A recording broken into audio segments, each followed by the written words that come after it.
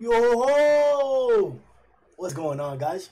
This is Grim Reaper back with another discussion. Today we're hopping on that solo leveling. I know we're this is a new content for the channel, so let me know if you guys are liking this content and what you guys think about it. But we're gonna be covering it for a few more weeks until we get a full reception of it. I'm actually liking it a lot. So we're gonna be discussing the recent chapter. There's a lot to get into. So in this recent chapter, we see, well, the major points are the defeat of Vulcan, the 50th rank monster that's the strongest in all the other levels so far. And then we also have the great reveal of Sun Jinwoo's father. So this shit caught me super duper off guard, bro. I was not expecting this shit at all. One or two of the niggas in the Discord said they were thinking about it, and like it kind of made sense to them whenever he first appeared, but I didn't really get that feel from him. I just got kind of like he's super powerful. He's very, very nice, it seems, and very, very controlled. And I wasn't sure about the whole, is he a monster with human thoughts and memories type story. Because we couldn't really discredit that fact or that possibility at that point in time. And now that it's confirmed that it's not true, it does sort of out of the possibility. So I think we can almost confirm that a monster cannot have human memories or shit like that. We can almost confirm all that shit. But to get it popping with the first other things, Sun Jinwoo got a bunch of different items and rewards from from beating Vulcan. Kind of sad that Vulcan got off screen, but that just means that another fight's gonna get more screen time later on. It'll probably be the level or 4-100 fight is probably the one that we're gonna see the most of. But along with that, we got the Monarch earrings, the Demon Monarch earrings. So if you guys remember, apparently there's a demon monarch that exists, or something of the sort, because the entirety is just based on demons. So if this thing has a title of monarch, it must be the strongest of them. So I'm assuming that on level 100, the boss is going to be called Demon Monarch something or something like that, and this may be some of his earrings. So, and also, especially with that earring, we don't necessarily get the full effect of it. I guess it has to work in tandem with two of the pieces, which is going to be super, super interesting to see. I think it's a ring and a necklace. So with that being the case, that's probably going to be set up like a power-up for later on, or when we get to that point in the story. I don't want to say it's going to be for level 100, but the fact that we need 2 additional items and it took us 50 floors just to get one of them, it does make it seem like we're going to get those other 2 items along the way, and we'll probably get the last one right before the floor 100 and have that huge-ass power-up to fight the demon on the top floor. We also got the Orb of Avarice, which is that magical item thing that increases your magic, the damage that your magic does by double fold. Fucking badass. He gave it to one of the magicians, and that's like pretty cool to see. We've been seeing glimpses of like the personalities of the shadows coming out, like how they're all like playful and shit, and like the brotherhood that share amongst each other and shit, like with Iron being impressive and like fucking with the knights, or Iron fucking with the magicians that we just seen. So, and the fact that the magicians themselves have their own group that always works in tandem, it's pretty cool to see it like that. I mentioned in the previous review that one of the biggest appealing factors of solo leveling is the fact that it has that the subordinates have personalities, and that they're not just pawns, but they're somewhat interactive. We don't get that as much as we do in Overlord, but it's still interesting to see him grow and build his coalition, for to use another word for it, to get to this point. It's fucking badass. He also got the world's trees fragment, which is fucking badass. So apparently it's like, let me read the exact description. It says, a leftover piece of wood from removing the corrupted parts of Vulcan's club, which was created from the world's tree branch. Wood from the world's tree contains a powerful magic and thus used as an ingredient for magic items of the highest quality. So we could probably even assume that the orb may have something to do with the wood. So maybe he can make several orbs out of that shit and give it to his entire core. But that's not even like alluded to at all whatsoever. It's just like my own quality prediction there. But it'll be interesting to see what else he can come out and bring from that magic part of there, because we know that his entire necromancy power is based on his ability to utilize his magic, and it gets drained the longer that he's using it. So any magic amplification items are always going to assist. It's just that the orb had a particular special effect, and it's most effective with offensive magical users. So it makes sense for him to give it to the core, people who are covering him. Even in the assault against Vulcan, it was a magic core that led the initial attacks. So it'll be super useful for them to have that. So the earring, as we mentioned, has 2 separate effects that are still locked away. I have no idea what the fuck they're gonna do. The earring gives him plus 20 strength and plus 20 vitality, so that's gonna help him automatically, like in terms of real time. And it's in the S rank item class, so the effect should be kind of broken. It's not gonna be some like small ass shit. It should be pretty fucking powerful.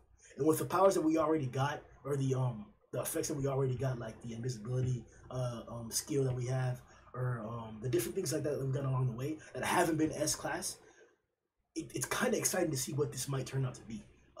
Sun Jinwoo's already strong as fuck, supposedly low S class and shit, but with this, my nigga, this should be a whole nother level. He also was remembering when he threw the shield, or whenever he called Iron Shield to use it, and it's pretty badass when he did that before. I don't exactly get the context of why it's there. I guess that was the key that allowed him to realize that he can have different people use his items. He actually mentioned that after he had the magician use it, so that was probably what that was doing. He thought about what he did with Iron, the fact that he was able to use his weapons or cooperate with his weapons, and then that gave him the idea to use it with the other people as well. So that it's very intuitive, and it's very cool to see him thinking from the beginning. From the first dungeon, he was like intuitive as fuck, smart as fuck, intelligent as fuck. So that's not anything new. And it also raised his magic cores, like destructive level, to like city or not city, excuse me, to like building level. Like that nigga incinerated that building like fucking nothing with one fucking firewall, and it was one nigga. So imagine all of them together at the same time and shit. Like it's gonna be crazy as fuck. The next part is that we get to the nigga's brother. I think it's Il Juan, I believe is his name, or whatever it may be. I can't fucking remember half these niggas' names. So they're sitting there talking and shit. He reveals to him that he knows about his daughter and his son, and that's when we get the whole little confrontation, because this nigga's egotistical as fuck. He's telling him like, I'm the one that's asking questions here. So whenever Sun Jin's father actually gets a little bit more intuitive, and then he figures out that, oh, this guy knows what's going on with my family, he turns up, and this nigga gets mad as fuck, bro. Like I'm like straight like straight talk about some like, I'm gonna have to use force if you don't tell me what's going on around here. So I'm super excited to see the speculation in terms of strength for this nigga. A whole bunch of shit has been going on. So I was talking with some more guys in the Discord, and we were speculating on this point here. So apparently, this guy has been away or inside of a dungeon for 10 years, and as far as we know, at least in the Red Gate, 1 hour is 1 day. Something like that, or like 1 hour outside is 1 day inside the dungeon, or something like that, an equivalent like that. So that's making us believe that if he's been in there for 10 years, that, or if the outside time has passed for 10 years, that he's technically been inside of the dungeon for 240 years. 1 hour equals a whole day or whatever, and then 24 hours times the day thing, it adds up to around that. So I'm like, what the fuck is going on? Does that confirm that you don't age to a certain extent when you're inside of a dungeon? Does that mean that it's a red dungeon that he went inside of, and that's why there was some like anomalous effect like that? Because that's really the only type of dungeon that we've seen that's like crazy and different and shit, that you could go in at a certain level and then it'd be a different level thing. You guys remember, I think it was like a B rank dungeon that they went into, or an A rank, something like that, when the gate actually turned red. That would also explain as to why, or as to how this guy could possibly be S rank or be competing with this other S rank guy, and how he took down, like, I think it was like 4 or 5 A ranks at the same time, like nothing, by incapacitating them and not killing them on accident. So we know he has a lot of control of his power. That's my theory right now, that the gate that he went inside of was a red gate, and that he spent about 240 years inside of there, that time doesn't pass, or that you don't age for a certain extent, or something like that, and this nigga's that strong. We also know that you can't power up. People don't, like, by fighting, they don't gain more experience or more power or whatever. So it all depends on how strong that guy was when he walked inside the dungeon. Super reveal that he was fucking Sun Jinwoo's father. That nigga like put in that fucking work. He's been working hard as fuck. It's not gonna be like the stereotypical shonen shit where like, oh, the main character's strong, so is his dad. Sun Jinwoo's technically started off as the worst possible hero. So to see that his dad is like the strongest, that could be an interesting dynamic. For him to like come to see who his son is after 10 years, and then, you know, see the huge change, or the huge potential change. I'm not sure if it'll be of that sort, but he'll definitely recognize him right when he sees him. His father and Sun Jinwoo actually looked exactly alike when they were both young, so it won't be hard to recognize that man. But the part that fucking scares me is what his father was talking about. So apparently, there's a huge ass threat that's coming, or that it's already awoken, and it's it's crazy because we in the actual silhouette we see like 3 or 4 images of like faces or whatever screaming out, and in the context that they told us it makes me think of certain things. So because of the sequence of panels that we saw after Sun Jinwoo's father told us about this inevitable disaster, we actually saw a widespread of the Necromancer that Sun Jinwoo was fighting in the next floor. So I initially thought that it was going to be that guy who he was referring to, but that's not the case. Sun Jinwoo defeated him. But in that same breath, the person who we did see as well is Sun Jinwoo. So we have to break down an idea or theory that's been reoccurring in the story so far. Sun Jinwoo is the only individual who can level up. In this story, once you awaken, you're awakened at a certain level, at a certain power level. And that's what you have, and that's what you are. You don't get stronger by fighting. You don't get stronger through experience. That's not a thing here. But Sun Jinwoo does. And that we know it's directly cause of the leveling system. The leveling system came in at a super opportunistic time period as well. And it technically, if you take it into a literal sense, it's guiding him through life. His goal that is given him to become the strongest hero, it's literally taking him to that path, verbatim, step by step, in a direct guided journey. So it can get him there as long as he puts in the effort and uses his own skills to get to that point and to do that. The issue is, why the fuck is that the case? What the fuck is the leveling system? That's been the question since day one. We know that reawakening is a concept where you're able to grow in strength or gain a new level of power. That's super rare, but it has been a documented case, and they actually tested for it. So they do have so it's not as rare as they tried to make it seem, but it is something significant enough that they'd like to pay attention to and find out about it. And we don't know the officials' intentions when they do find out about your reawakening, but we do know that they can measure it and they can figure it out. So the question is, what the fuck is the leveling system? Now, in the same conversation I was having with the boys in the Discord, we were speculating whether this double layer dungeon was a scheme. Now, to bring this back 1 second, and we'll come back to here to this point. Whenever I mentioned that, whenever his Sun Jinwoo's father was talking about what the disastrous threat could be, and I thought that it was going to be the Necromancer, and then I mentioned Sun Jinwoo. What if the dungeon is giving Sun Jinwoo this power or this training for a reason? What if the disaster that he's talking about is Sun Jinwoo? Now, that's huge speculation, and it really could not be the case, but the fact that the double layer dungeon in the beginning of the story popped up out of nowhere, it was rare as fuck, and it was not supposed to be there, it was not supposed to be that level of dungeon. We were speculating whether that's on purpose, whether somebody set that there on purpose, put that there on purpose. So then we have to ask the correlations. Is the person who possibly set that up doing it to sabotage any possibility of Sun Jinwoo like gaining that power and trying to kill him? Is that entire dungeon meant, that setup, was that meant to get a powerful warrior, and the warrior happened to be Sun Jinwoo? So does that mean that whoever set the dungeon up is trying to stop this threat as well? I feel like this threat that's been mentioned and the leveling system are somewhat connected, and the double layer system are somewhat connected as well. That seemed very uncharacteristic of what we've been told. So it's gonna be interesting to see what really comes out of this big ass threat. I want to read verbatim what Sun Jinwoo's father said in reference to this. He says, "Dungeons, gates, monsters, those are nothing but the prelude to the war. And the greatest disaster among them has woken up not too long ago. Then your true goal is to stop the disaster. What is the greatest threat? I cannot say." So he knows, but he can't tell us. I don't know exactly why or how to deduce exactly why he can't tell us. Maybe it's too powerful, maybe it's too dangerous. Maybe knowing the danger will make the people meddle in it and cause their death. Whatever it may be, it's powerful as fuck. Something that he believes he can handle, that he can deal with. So it may not be all powerful, but if he's saying that nobody else can handle it, it has to be in reference to him having knowledge of the threat. Like, he knows how to deal with the threat, not because he has overwhelming power, but because he has information about it, he can deal with it. Which doesn't make complete sense, because if you tell other people, won't they be able to help too? So I'm still at a crossroads as to what this threat could be and what's it in reference to. But it is comforting to see Sun Jinwoo leveling up at this rate, because that means that whatever other context that we get is going to be in context of Sun Jinwoo. So this big ass threat, it could be in reference to him, Sun Jinwoo himself.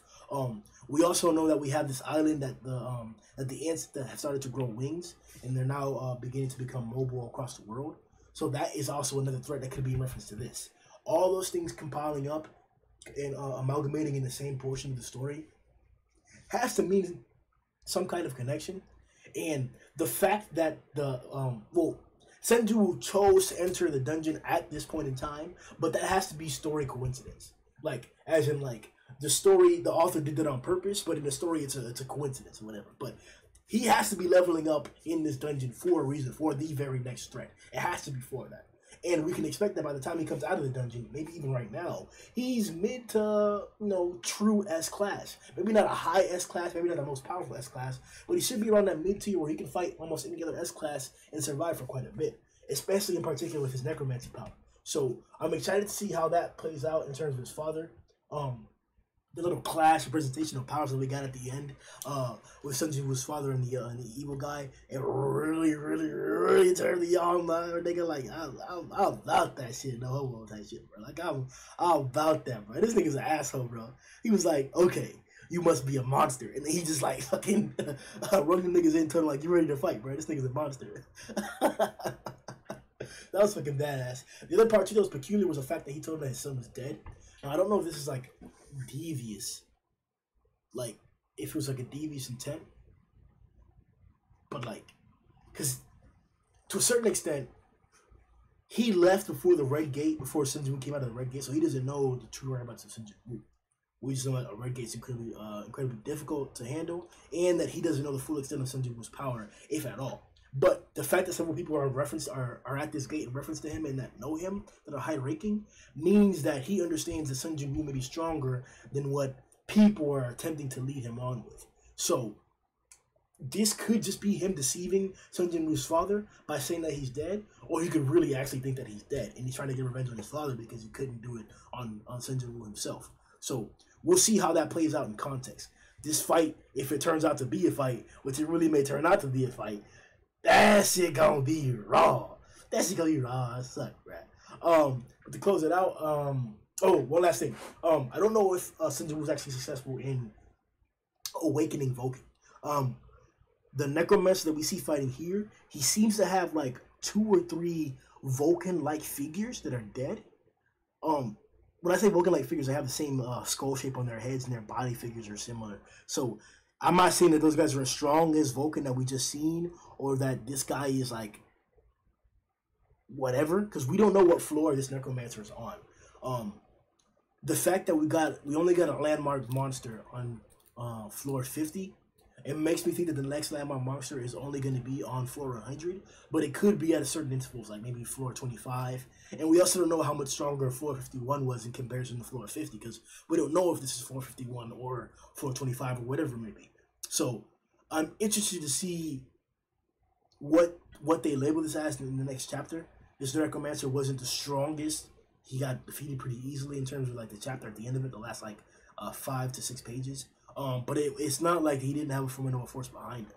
And this is actually the first time, I believe, where we've seen another Necromancer fighting. So it opened my mind up to thinking, are there other hunters that have the Necromancer power? Because we know it was an actual skill class and skill rank. Even though Sun Jinwoo hadn't seen it himself or hadn't like directly acknowledged it, he did understand that it was a skill or a class or whatever. So I'm wondering, are there other S rank hunters, or are there other hunters that have the Necromancer power, and are there S rank? And if they are S rank, what the fuck is going on? We should have the advantage against almost anybody though, because we're getting monsters from the leveling system, not just from other dungeons. I believe Iron is from Tank is from a dungeon. Iron is an actual hunter from the real world, and Idris is the only creature from the leveling system. Idris does seem to be like maybe not the strongest of the 3, but he is definitely the leader of the 3. He's the most prominent, and he's the one who almost addresses Sun Jinwoo directly himself, or that's what it looks like. So we shouldn't really be weak up against anybody. That's why I said that earlier. Like with what we have, we are that nigga. But I'm gonna leave it at that for now. It was a good ass fucking chapter. I loved it. The art was good. The art's been good since the beginning. So I'm excited to see more fights.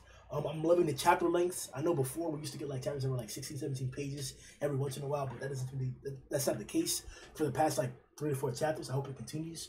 It may be due to the fact that we have fights, but it may not be. So we'll see how that plays out. Should have chat for a second. What's up? What's going on, Tom? I think it's gonna be used for staff along with the orb. Badass, most likely. Yeah, that can be badass because it's wood. It was C rank. Returned to red gate. Yep, it was. Yeah, it was a C rank. Yeah. I think TGE threat could be human, and that's why he can't tell wrong yet because they believe he's a monster. Oh, so he's protecting himself by that. Ooh, that could be a possible theory. Okay. Yeah. Because that would open up the possibility for a monster to have a human threat or human members. Okay. And then I low-key called that shit in one of my vids. Necromancer or Shadow Lords. It's possible to see in Lycanid Forest. Yeah. Facts. Oh, he showed up, bro. So he was right. We was gonna encounter that. Like the video, guys. Share the video, guys. I'm gonna try to do more solo leveling stuff if we get the views and the likes for it. Either way, I'm gonna keep reading or whatever. So just hop into the Discord if you guys want to talk about it during the week and discuss it. I'm all about it. This is a good chapter. It's interesting. So let me know. Like, subscribe, and we'll see you boys next time, man. Yo!